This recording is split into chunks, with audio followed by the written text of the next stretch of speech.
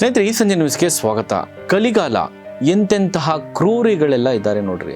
ಸ್ವಂತಹ ತಂದೆಯನ್ನೇ ವೃದ್ಧಾಶ್ರಮಕ್ಕೆ ಬಿಟ್ಟು ಸತ್ತಾಗ ಮನುಷ್ಯತ್ವ ತೋರದ ಕ್ರೂರಿ ಮಕ್ಕಳ ಕತೆ ಇದು. ಕೇಳಿದ್ರೆ ಕಣ್ಣಲ್ಲಿ ನೀರು ತರಿಸುತ್ತೆ. ಸೋನಿಪತ್ನ ವೃದ್ಧಾಶ್ರಮವೊಂದರಲ್ಲಿ ವಾಸಿಸುತ್ತಿದ್ದ 74 ವರ್ಷದ ಬಟ್ಟೆ ವ್ಯಾಪಾರಿ ಶಿವಚರಣ್ ಗುಪ್ತಾ ಇತ್ತೀಚೆಗೆ ನಿಧನರಾಗ್ತಾರೆ. ಅವರಿಗೆ 3 ಪುತ್ರಿಯರಿದ್ರು. ಆದರೆ ದುಃಖಕರ ಆಶ್ಚರ್ಯಕರ ಸಂಗತಿ ಏನು ಗೊತ್ತಾ ಸ್ನೇಹಿತರೆ, ಅವರ ಅಂತ್ಯಕ್ರಿಯೆಗೆ ಬರೋದಕ್ಕೆ ಯಾರೊಬ್ಬರು ಕೂಡ ಒಪ್ಪಲೇ ಇಲ್ಲ. 3 ಜನ ಮಕ್ಕಳ ಪೈಕಿ ಯಾರೊಬ್ಬರು ಕೂಡ ಅಂತ್ಯಕ್ರಿಯೆಗೆ ಬರೋದಕ್ಕೆ ಸುತಾರಾಮ್ ಒಪ್ಪಲೇ ಇಲ್ಲ. ಅವರು ಮತ್ತು ಅವರ ದಿವಂಗತ ಪತ್ನಿ ತಮ್ಮ 3 ಪುತ್ರಿಯರನ್ನ ಸಾಕಿ ಸಲಹಿ ಉತ್ತಮ ಶಿಕ್ಷಣ ನೀಡಿ ಸ್ವಾವಲಂಬಿಗಳನ್ನಾಗಿ ಮತ್ತು ಜೀವನದಲ್ಲಿ ನೆಲೆ ಕಾಣುವಂತೆ ಮಾಡಿದರು. ಅವರ 2 ಪುತ್ರಿಯರು ಶಾಲಾ ಶಿಕ್ಷಕಿಯರಾಗಿದ್ದಾರೆ. ನೇಪಾಳ, ಉತ್ತರ ಪ್ರದೇಶ ಮತ್ತು ಮುಂಬೈನಲ್ಲಿ ನೆಲೆಸಿದ್ದಾರೆ. ಪತ್ನಿಯ ಮರಣದ ನಂತರ ಶಿವಚರಣ್ ವೃದ್ಧಾಶ್ರಮದಲ್ಲಿ ಒಂಟಿಯಾಗಿ ವಾಸ ಮಾಡ್ತಾ ಇದ್ರು ಸ್ನೇಹಿತರೆ, ಮತ್ತು ತಮ್ಮ ಮಕ್ಕಳೊಂದಿಗೆ ಸಂಪರ್ಕದಲ್ಲಿ ಇರೋದಕ್ಕೆ ಮಾತ್ರ ಮೊಬೈಲ್ ಫೋನ್ ಅನ್ನ ಬಳಸ್ತಾ ಇದ್ದಾರೆ. ಇತ್ತೀಚೆಗೆ ಅವರ ಆರೋಗ್ಯದಲ್ಲಿ ಏರುಪೇರಾಗ್ತಾ ಹದಗೆಡುತ್ತಿರುವ ಬಗ್ಗೆ ಸುಮಾರು 20 ದಿನಗಳ ಹಿಂದೆಯೇ 3 ಪುತ್ರಿಯರಿಗೂ ಕೂಡ ತಿಳಿಸಲಾಗಿರುತ್ತೆ ಅಂತೇಳಿ ವೃದ್ಧಾಶ್ರಮದ ವ್ಯವಸ್ಥಾಪಕರು ಮಾಧ್ಯಮಗಳಿಗೆ ತಿಳಿಸಿದ್ದಾರೆ.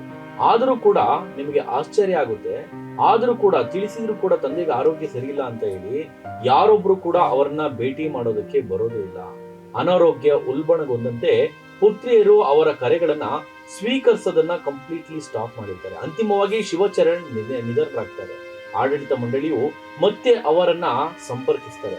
ಅವರು ಬರೋವರೆಗೂ ಅಂತ್ಯಕ್ರಿಯೆಯನ್ನ ಮುಂದೂಡುವುದಾಗಿ ಪ್ರಸ್ತಾಪವನ್ನು ಮಾಡಿರ್ತಾರೆ, ಅಂದ್ರೆ ಮಕ್ಕಳಿಗೆ ತಿಳಿಸಿರ್ತಾರೆ.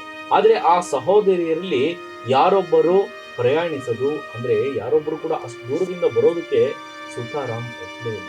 ತಮ್ಮ ತಂದೆಗೆ ಅಂತಿಮ ವಿದಾಯ ಹೇಳಲು ಬರುವ ಬದಲು ಹಿರಿಯ ಮಗಳು ವಿಧಿವಿಧಾನಗಳ ವೆಚ್ಚಕ್ಕಾಗಿ ಆನ್ಲೈನ್ ಮೂಲಕ 5,101 ರೂಪಾಯಿಗಳನ್ನ ವರ್ಗಾಯಿಸಿದರು ಮತ್ತು ಅಂತ್ಯಕ್ರಿಯೆಯನ್ನ ವಿಡಿಯೋ ಕರೆ ಮೂಲಕ ಪ್ರಸಾರ ಮಾಡುವಂತೆ ಆ ಯುವತಿ ಕೇಳ್ಕೊಂಡಿತ್ತು.